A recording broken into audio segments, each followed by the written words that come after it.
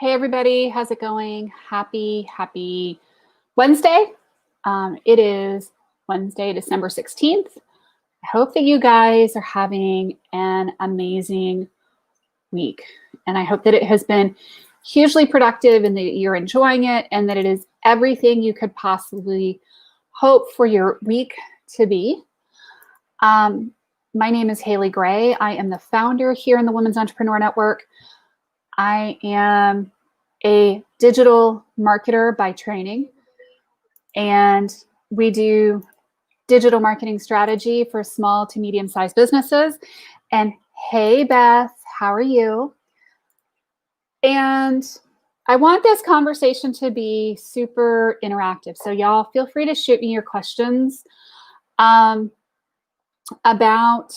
marketing, about business, about stuff, life in general. So one of the things that I wanted to talk about tonight is your vibe attracts your tribe. One of the hardest things for people when they are starting a business, when we are starting launches, when we are starting, getting things out there. So we want to start selling a course, or we want to start selling a book, or we want to sell something, is that it generally takes connections and a platform, or it takes a lot of money and time. And sometimes it takes a lot of both. And it is really, really important that your messaging and your targeting is on point when you're doing it. I see a lot of people, and let me know if you've seen this or if you've experienced this a bit on Facebook or on social media in general, not just Facebook. People will be really upbeat and salesy 1 minute, and in the next minute, they're talking about, oh my God, my life sucks. And a lot of times they kind of vague book it for extra fun and flavor. And what that does is that it starts to attract pity from people, which is not necessarily what you want when you're trying to attract clients. It's okay to share your story. I share my story quite a bit, but I don't do it because I want you to feel sorry for me. I'm doing it as an educational type of thing. I'm doing it to help find resources, and it has been very effective that way for me. But one of the things that I learned is, sometimes we have a lot of head garbage going on. I've had my fair share of head garbage, and it can really make this whole business growing thing really, really hard. And there are some things that you can do to really help with the vibe. Beth is one of those people who is really phenomenal at helping with the vibe. And when you improve your vibe, it changes the tribe you're trying to attract. Yeah, exactly, right? You see this, and it reeks a little bit of desperation, especially if you're trying to get new clients. Yeah, exactly. It does kind of reek a bit of desperation. And that actually kind of brings me to an interesting point about your vibe and your tribe. People can kind of smell desperation. If you are desperate right now to get a sale now, I mean, they really do. They can smell it a mile away. And that tends to do a couple of things, right? Let me know if you've ever had this happen. This is something I've run into, is you get the person who can tell that you are desperate to make money. So you end up taking whatever client, whatever opportunity you can get to make money. And sometimes you get really badly taken advantage of. You get the client from hell. You get the client who wants all of your time 24/7, and you basically almost become an indentured servant, right? And they got it from you at a bargain price. I've done this. I've had this happen where I've had people who have hired me, and then, we were not super careful in the vetting process, and then they want to talk to us on the phone every day for a daily status report. Y'all, it doesn't work that way. I'm not your employee. I'm a contractor. And second of all, you're not paying me enough to spend 24/7 on your thing, right? So that bit of desperation, you run into these types of scenarios where people are either running away from you, or you get the client from hell kind of situation. And, those are a nightmare. And you end up having to let them go because they want all of your attention 24/7. And there's absolutely no room for any other clients on your calendar or on your roster. And hey, Patty, good to see you. So what do you do if you're desperate to make money? Y'all, seriously, find other ways to make money that don't involve, coaching or whatever. Or, be super, super careful with your pricing. If you are in a pinch, find another way. Because one thing is going to happen that you're going to scare them. The other thing that's going to happen is you're going to get the user. Now, the third thing that can happen sometimes when our back is against the wall, and I've had this happen too, is that, we pull out our absolute best work out of our ears. And that's actually kind of a cool thing. Don't you wish you could work in that heightened state like you do when your back is against the wall, like 24/7, like every month is that good?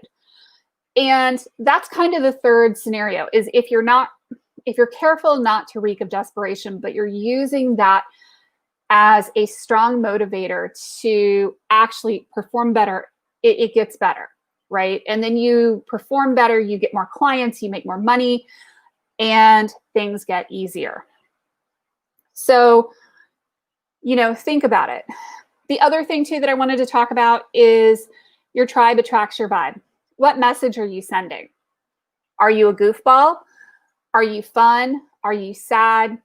How are you communicating with people?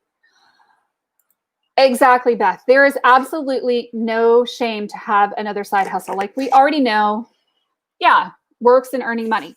Yeah, that's why you still carry your realtor's license. It helps you segue where you need to be for your business, right?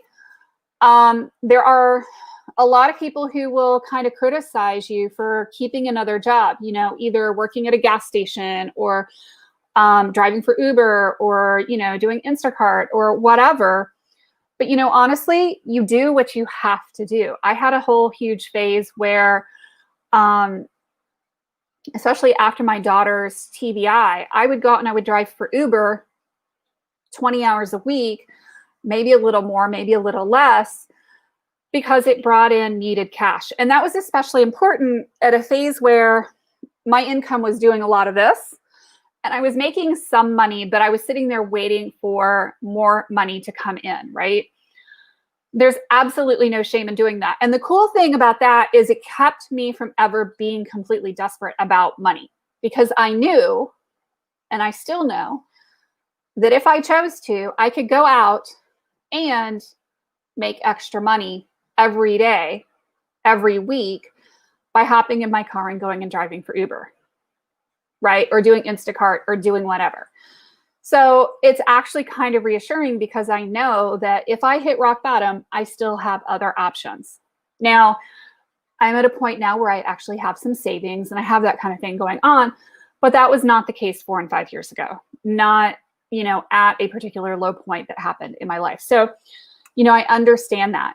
So the other thing too is, your vibe attracts your tribe. It absolutely does. You're going to always find birds of a feather. So think about, what kind of a bird are you? If we're talking about birds of a feather flock together, right? You're going to tend to attract people who are roughly as successful as you are. Maybe a little less, maybe a little more. How successful are the people you are attracting to you, right? That it tells me how successful you are.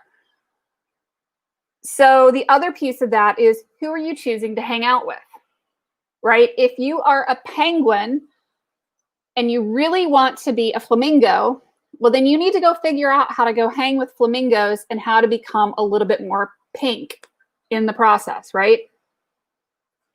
You know, grow some legs and, you know, a longer neck and become a bit more of a flamingo so that you can go hang out with other flamingos. And please, dear, don't become an ostrich. We actually have a lot of jokes in our house about penguins and ostriches and flamingos. Almost 30 years ago, right after my husband and I got married, so in like 92, 93, we were out at the North Carolina Zoo with my sister-in-law and her fiance or husband at the time. I don't know if they were married just yet. And we were looking at the pink flamingos, and my sister-in-law pointed over and said, "Look at the ostriches." So we've had a whole running thing about penguins and ostriches. And then my older daughter, one time I was driving up to go pick up one of our kids from summer camp, and she points over to the side and she says, "Look at the penguins." So there's a reason I joke about penguins, ostriches, and flamingos, because we have an interesting family history and we have lots of family jokes, inside jokes about it. There's a lot of studies that show that you are going to be like the 5 most successful people you have in your life, right? Who are the 5 most successful people that you're hanging out with? Who are the people that you are spending the most time with? What does their money mindset look like? What does their attitude towards life look like? Are they frugal, or are they spending every penny they get their hands on, right? Because chances are you're going to do just like them.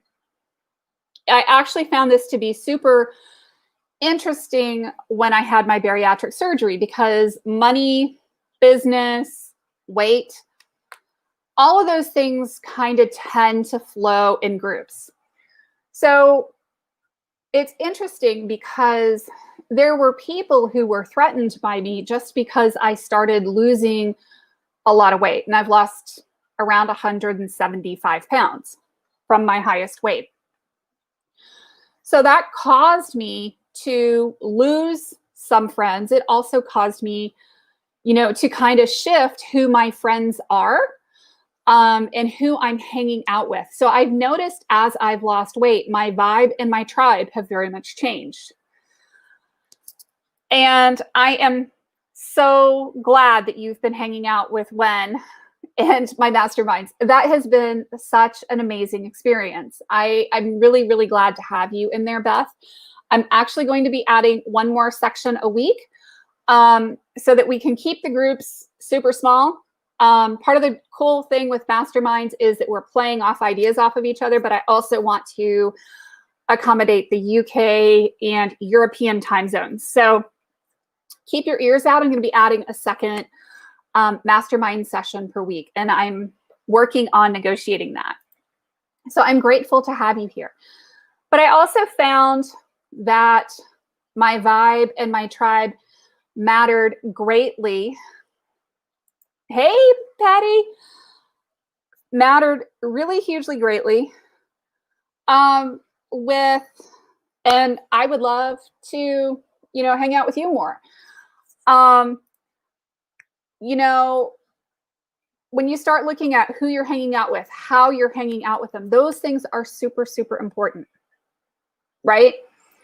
Who are your masterminds? Who are your peers, right? Who are the people you're surrounding yourself with? Because the people that we're surrounding ourselves with very much influence our lives. You know, are the people that you're hanging out with super religious? Are they super liberal? Are they super conservative? There's no right answers here, but I can guarantee you that that's really going to affect your vibe and your tribe, right? There's a lot of studies that show that there's intergenerational poverty, right?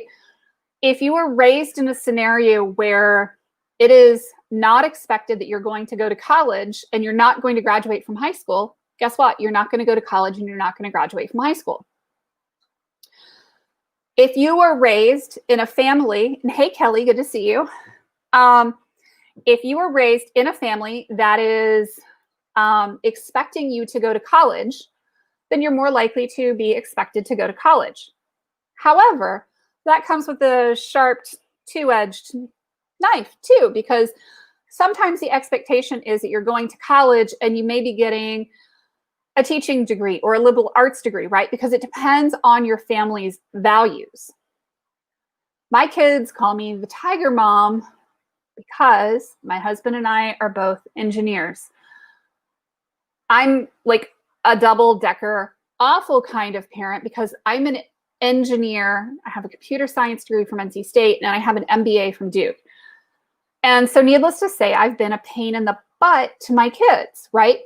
Because the expectation for my children, except for my oldest, and until she was not capable anymore, the expectation for my children is you're going to go through high school. You are going to do community service while you're in high school. You may actually hold a job. You may be required to hold a job. You are required to do chores around the house. My 13-year-old right now is loving me. He's on break from military boarding school. He's home. He got the gift of a pair of gloves and 20 cubic yards of mulch out on the street. He is, every day that it's not raining, he is hauling 10 wheelbarrows of mulch up the hill, and I have a driveway, and spreading them in the assigned area in the yard. And that's an expectation that we have with our kids.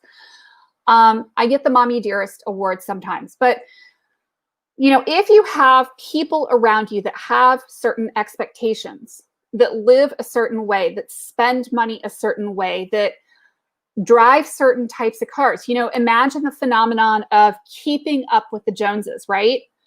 If you live in a super posh neighborhood where everybody's eating out every night, guess what? You're probably going to do the same things. If your friends are eating out every night, then you may do the same things. But if your friends are more frugally inclined, right? That's your tribe. That's your vibe attracting your tribe. The same thing applies in business. The kinds of clients, and there's a lot of psychographic information behind this, that we tend to attract are people that are just like us. So look in the mirror and you are looking at your clients. You are looking at your best clients. And I've done all these types of you know, tests, and you know, you think about who your best clients are, and they really are the ones that match your energy. If you change your energy, those clients no longer match your energy. It's really, really cool. So Patty Lou says the entrepreneurs who I hang out with me are a lot more successful than me. Well, and you're around a lot of entrepreneurs who kind of have taken you under their wing and who keep abusing you just a bit and dragging you along for fun, which is kind of a really, really cool, cool girls club to be in, honestly, because you're getting that, you know, tribe that has adopted you, that's dragging you along, you know, as the younger sister to do these kind of fun things, right? But your vibe is there, and we see the potential to do these things. That's the cool thing, right? Your vibe attracts your tribe. Your vibe attracts the entrepreneurs and the family members that you hang around with, right? Think about it. Do you tend to hang around people who have a similar education level to you or not? Who have a similar financial background to you or not? Think of it this way. Look around your family, look around your friends, and see how many of those friends are entrepreneurs. How successful are they? What do they do? You know, and if you see a lot of people who work 9 to 5s who are hanging around you, then those are your people. Those are your tribe, right? And maybe you've got some of those people who are doing direct sales and they're maybe doing a little bit with it. Maybe some of them are doing more with it. Maybe some people have a side hustle. When I worked at IBM, we had a lot of people at IBM, and people at IBM tend to make pretty decent money. But we had a lot of people there who had side hustles of one kind or another that were photographers who worked on the weekends, who did other things. And it was just part of the culture and the people and the vibe of the people there. When I went to go work for EMC, nobody had side hustles. And the vibe was very different, right? So your vibe and your tribe very much start to match. So every aspect of your life matters there. So are you in a tribe that you don't want to be in? Or is the tribe that you're in exactly who you want to be with? You know, look around you. Are the people that you're attracting the people that you want? Are you getting those people? Are you not? Okay, so who do you want to be more like? Do you want to be more like a penguin? Do you want to be more ostrich? Do you want to be more flamingo? Or do you want to be more peacock, right? What kind of a bird do you want to be? Maybe a gray parrot is more your style, right? Become more like a gray parrot if that is your style, or an Amazonian macaw. So think about who you want to be and become it, and other things start to flow because that vibe starts to attract that tribe. I've seen it in my business. I've seen it in my life. Like I said, as I've lost 175 pounds, my friends have shifted. Not entirely. I have some very, very long-standing friends who have been my friends since, well, when I had kids and before. But, you know, I will say that over time, that core radius and core groups of friends have shifted as I have changed as well. So what questions do y'all have for me about vibes and tribes? And tell me, are you a peacock? What kind of a bird are you? Are you a penguin? Are you an ostrich? Are you a flamingo? Are you a macaw? I would love to hear, what kind of a bird are you? What kind of a bird of a feather are you? And I just love to hear it. You know, what kind of birds are you attracting into your life? Pink, fluffy ones? Tall, skinny ones? You need to know the differences for the birds. So just look at the birds, Patty, and think about, you know, not knowing a whole lot about birds. I'm not an ornithologist. I'm not a bird specialist. But if you had to guess about, you know, you were thinking about a kind of a bird, what kind of a bird would you be? I would probably honestly be an ostrich. And I'll tell you why. I'm tall. I've got long feathers. They're kind of crazy. And I'm a badass. And, you know, I can run like hell. And kick people. Caw, caw, caw, you're a bird. Are you a, now the word is escaping me. What kind of a bird are you? So my grandmother was completely fascinated by birds. And she loved the black,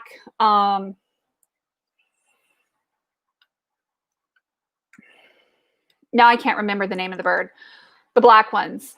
And she actually made my dad's initial CAW because she liked the sound that they made. So anyway, it was just kind of a funny thing. So Marty, or Ria says, "Ka, I'm a bird." Marty says, Ria says, chicken. I like fried chicken. Okay. You want to be a fried chicken? Okay. Chicken tenders, perhaps, or full fried chicken, or quarter fried. And Patty Lou says the determined one, right? You know, like, seriously, what kind of a bird are you? You know, think about that. And then what kind of a bird do you want to be? Do you want to be more like a peacock, or more like, I don't know, an eagle, a crow? A crow is the word I was looking for. Do you want to be, did you know that crows are like highly intelligent? And I mean, they do all kinds of things.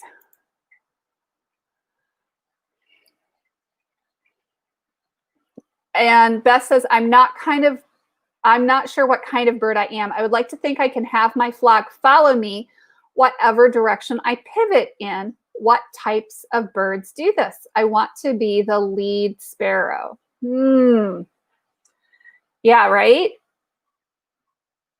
Yeah. That is cool. See, I think, Beth, you're coming into your own. And I think that you've got some amazing ideas in your business. And I think you've got some amazing implementation coming up. And I honestly can't wait to see your marketing plan for your business. So yeah, you know, it's not really something that we think about it, right?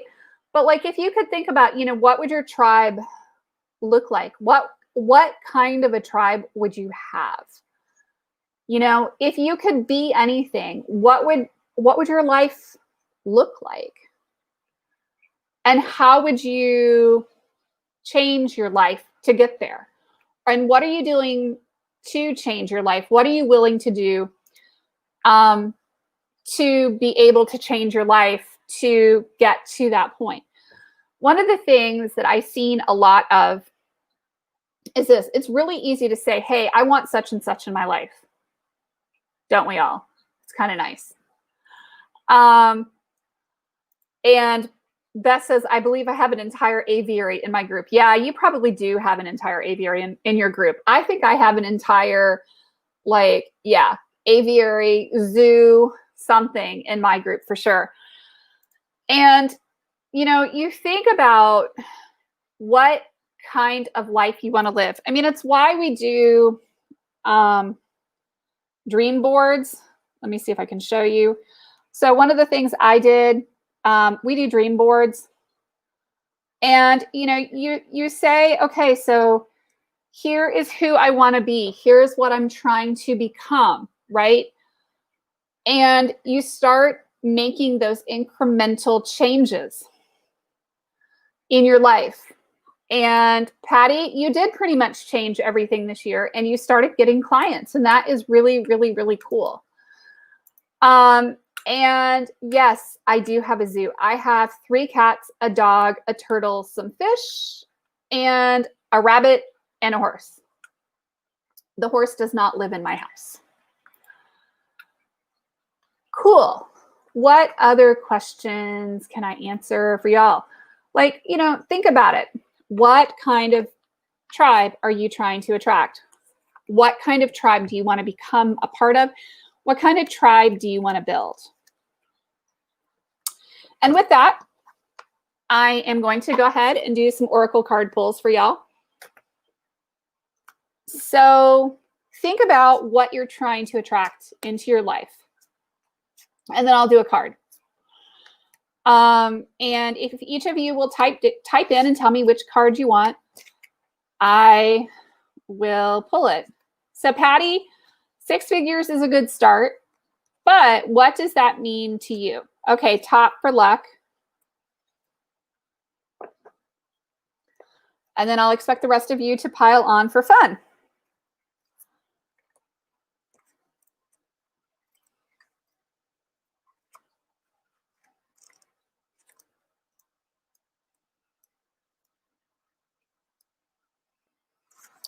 $29. Card number 11. Yeah, never go for something easy, right, Beth? Okay, so here is a card that I just got for Patty. You can choose right now to feel good about yourself. If you've been beating yourself up, stop it now.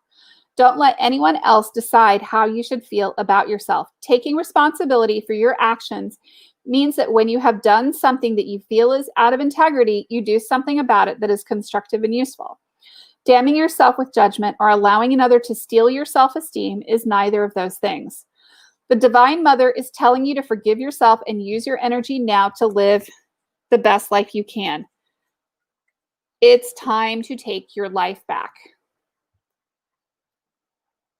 There you go. 2, 3, 4, 5, 6, 7, 8, 9, 10, 11. Madonna of Roses. This one is for you, Beth. There's a way to be fierce that doesn't betray the kindness of your heart. When you know that to enable someone to behave badly towards you doesn't help them or you, you don't need to subject yourself to unnecessary guilt for taking care of yourself or fear that you aren't being compassionate. You are teaching yourself and others the truth that love is based in respect, and that trying to take what doesn't belong to you through any form of aggression or manipulation, seduction, or persuasion is neither loving nor respectful. Thorns are sharp because they need to be. They don't diminish the beauty of the rose. They protect it. So there you go. Anybody else want me to do a card pull for them? You know, so thinking about like the vibes and the tribes that you're trying to attract. Who do you need more of in your life? What do you need more of in your life? And what do you need less of? Do you need more support? Do you need more answers to your questions? Do you need more clients? Okay, so who can you surround yourself with that will help you bring more clients into your life? Oh, these are the Love Your Inner Goddess Oracle deck. So they're kind of fun. I use them only for inspiration. Don't go making any life-altering decisions, please. So you get this one, Kelly.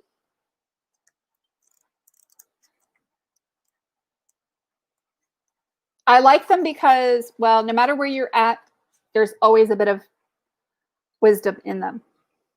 So here you go, Kelly. Your heart has been chosen by the divine to be a temple for spiritual light, an inner place where grace and healing can dwell. This is very special. A temple is kept clean and pure and scented with sacred perfumes of incense, made beautiful with our feelings of reverence and love for the spirit, kept uncluttered and spacious so that as much personal presence as possible can enter. When spirit enters and fills the temple of the heart, things of extraordinary beauty can take place. Even the apparently impossible becomes possible. Clear your heart temple with forgiveness, gratitude, and love for the spirit so it can fulfill its divine destiny of being a sacred channel for beautiful divine grace. So yeah, I use them for inspiration and for fun. I think that getting, you know, that little reminder from the universe is really, really cool. Yeah. Yeah. Yeah. You know, Beth, that's a really interesting thing that you say. It would be nice to have a little more support from your immediate family, but they just make it dig in. Yeah. Make you dig in harder. And yeah, sometimes you do have to be patient and show them that you weren't just crazy. And that it's not just like a crazy harebrained idea of being a successful entrepreneur. It's really about strategy, sticking with it, marketing, putting all the pieces together and working on bringing in income. And you're really on the right path to doing so many things, Beth. You know, you've got some great ideas. And what's cool with you is that you are actually the master of implementation and actually doing the things that you need to do in order to bring in the clients, in order to get the results that you need in your life and in your business. And I think that that is such a wonderfully healing place to be. And you know what? You are remarkably persistent. You know, like you know, I have so many similarities with my family. And supportiveness and basic tolerance of my business. So I get where you're coming from. And you know, because we've shared some stories, you know, this business thing, my husband has thought was a wild and crazy idea. And that I was dumb, I was stupid, that I was never going to succeed, all of those things. And I have. Yeah. You don't stop until you have arrived. And you're doing all the right things, Beth. you're doing the planning, you're putting the execution pieces together in order to make this happen. And you're not doing them in any like wild and crazy kind of way. You're doing the things that you need to do. I love it. Very cool. Does anybody else, would anybody else like a card pull? You know, and that's the thing too, Beth. The tricky thing here is you need to surround yourself with other successful entrepreneurs who have done this, who are living this crazy life. At least you have the background in real estate, so you understand some of the roller coaster that goes with selling homes, with, you know, people, with all of that, with business, which is, to me, it's a huge portion of the challenge with owning a business is the roller coaster rides. The biggest challenge you're going to run into is now you're pivoting online, and online has its own ways of doing things. And the marketing, I think, is a little bit harder than it is for an in-person business. But I think you've got such a strong foundation that you're going to really make it. And I'm starting to see things really like moving in the right direction for what you're doing. Your numbers look awesome, girl. So you're doing great things. And I'm looking down at your comment. So, you know, you are doing all of the right things, you know, and just know that this business thing is tough. You know, it can be very tough. And you do need to strap in for a wild ride. And as long as you can take it with a grain of humor and a grain of salt and a ton of humor, and, you know that today, you know, may be a really good day in your business, and tomorrow may be a really, really sucky day in your business. And that's part of having a business, part of being an entrepreneur. You know, the whiplash is part of it. So, you know, strap on, put on your seatbelt, you know, maybe a 5-point harness while we're at it, and a helmet, and go for it. Okay, I have a kid staring at me. Do you want to say hi? This is Ivan. This is my youngest. He's gotten a little bit taller maybe since you guys saw him a few months ago. I'm too tall to stand over here and have my head visible, but War Eagle. You got Dad's War Eagle shirt? No, this is my War Eagle shirt. Oh, okay, cool. So that's my youngest. He's 13 and an 8th grader. So strap in for a wild ride. Start figuring out who your flock is. Your vibe attracts your tribe. Y'all take care. Have a really good night. We'll talk to you soon. Bye-bye.